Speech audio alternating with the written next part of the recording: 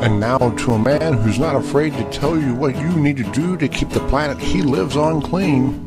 Take your food scraps out to your compost pile. Screw in a compact fluorescent light bulb. Turn on a window fan instead of an air conditioner. Low flow, baby. Shower heads and toilets. Take one napkin at Starbucks instead of 6. Mike Nowak. Thank you, Joey and Holly. Or is it Holly and Joey? Anyway, welcome to the first installment of the Wisconsin Vegetable Gardener Environmental Report with Mike Nowak. That's me.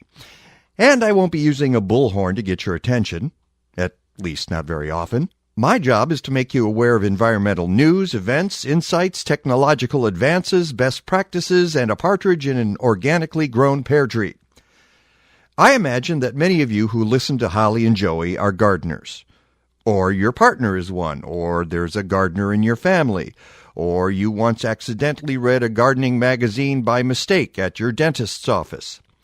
If any of those things is the case, today's environmental message is for you. For many years, I have said that good gardeners should be good environmentalists. They should be, which doesn't mean that they necessarily are, unfortunately.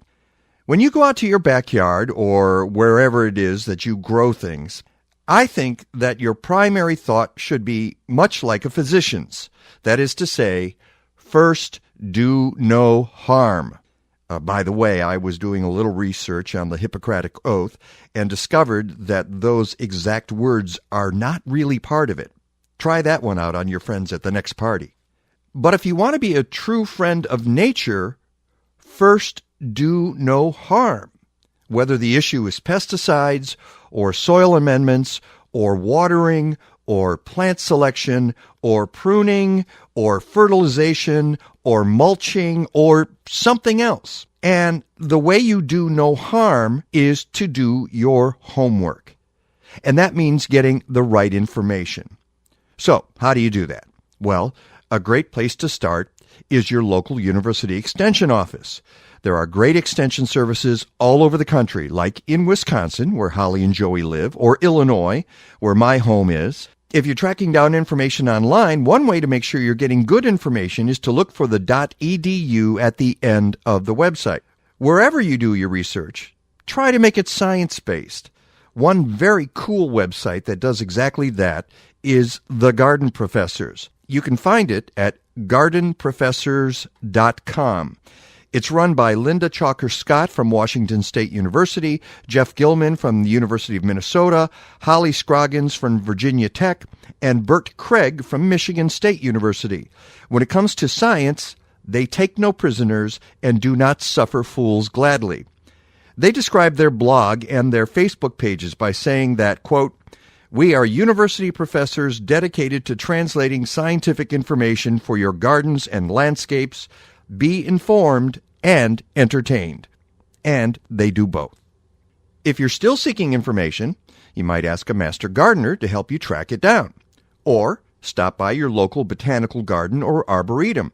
Often they have plant information desks where you can ask questions, get advice, and even bring in plant samples to diagnose disease and insect problems. But make sure you put your diseased plants in a sealed plastic bag so you don't unleash your own problems on everybody else. Or you can visit your local independent garden center. They often have experts on staff who can help you with your gardening questions.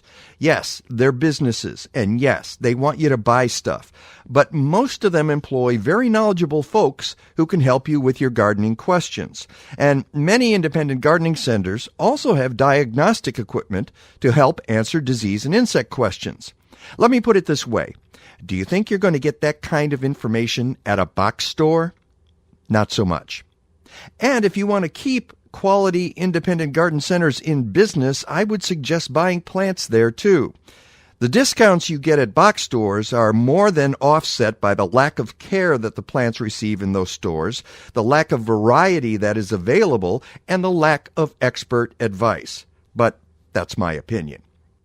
And of course, a lot of you buy stuff online or you start things from seeds, and those are different issues altogether.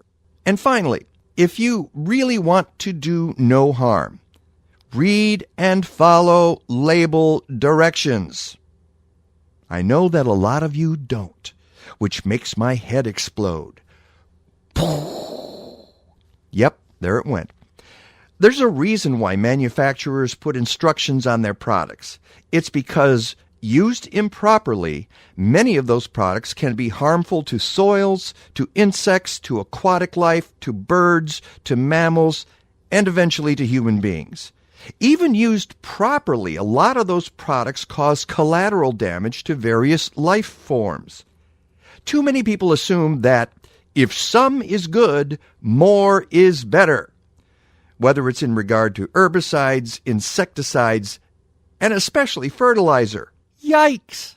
That's a horrible philosophy to have. I would rather you didn't garden at all than exhibit such reckless behavior. And for goodness sake, think twice about using that homemade remedy you found on the internet. Do you know how toxic ammonia and nicotine and bleach and salt and other household products are? Did you get a degree in chemistry? You might be better off just taking a pass on that home concoction. As I said before, first, do no harm. And if possible, leave your little section of the planet in better condition than you found it. That's my report for today. For more information, check out my website, MikeNowak.net, MikeNowak.net. And as I like to say, go green or go home.